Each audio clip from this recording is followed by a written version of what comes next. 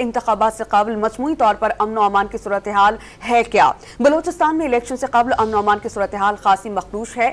चमन में फायरिंग से अवामी national party का एक कारकुन जाम बहक और दूसरा जख्मी हो गया, जबकि सरियाब रोड क्वेटा में पीपल्स पार्टी के इंतखाबी दफ्तर पर दस्ती बम हमले में 5 अफराद जख्मी हो गए। तुर्बत में PP 25 से पीपल्स पार्टी के उम्मीदवार मीर जहूर बुलेदी की रिहाइशगाह पर दस्ती बम हमला हुआ।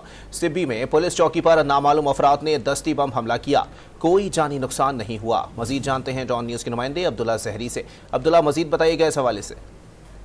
जी बिल्कुल, क्वेटा में पीपल्स पार्टी के रहनुमा और PP 45 क्वेटा 8 से उम्मीदवार अली मोहम्मद जत्तक के इंतखाबी दफ्तर पर दस्ती बम से हमला किया गया। दस्ती बम हमले में उनके 5 मुहाफिज जो दफ्तर के बाहर मौजूद थे वो जख्मी हुए, जिन्हें इस वक्त सिविल हॉस्पिटल मुंतकिल कर दिया गया, जिनकी हालत खतरे से बाहर बताई जाती है। और धमाके के वक्त वो खुद भी इंतखाबी दफ्तर में मौजूद थे, ताम वो महफूज रहे। जबकि बलूचिस्तान के इलाके किला अब्दुल्ला में पीपल्स अवामी नेशनल पार्टी के कारकुनों की जानिब से मेजई अड्डे में इंतखाबी सिलसिले में झंडे लगाए जा रहे थे, ताम मुसल्लह अफराद की जानिब से उन पर फायरिंग की गई। फायरिंग के नतीजे में एक कारकुन मौके पर जाम बहक हुआ, जबकि एक जख्मी हुआ, जिन्हें सिविल हॉस्पिटल चमन मुंतकिल कर दिया गया है।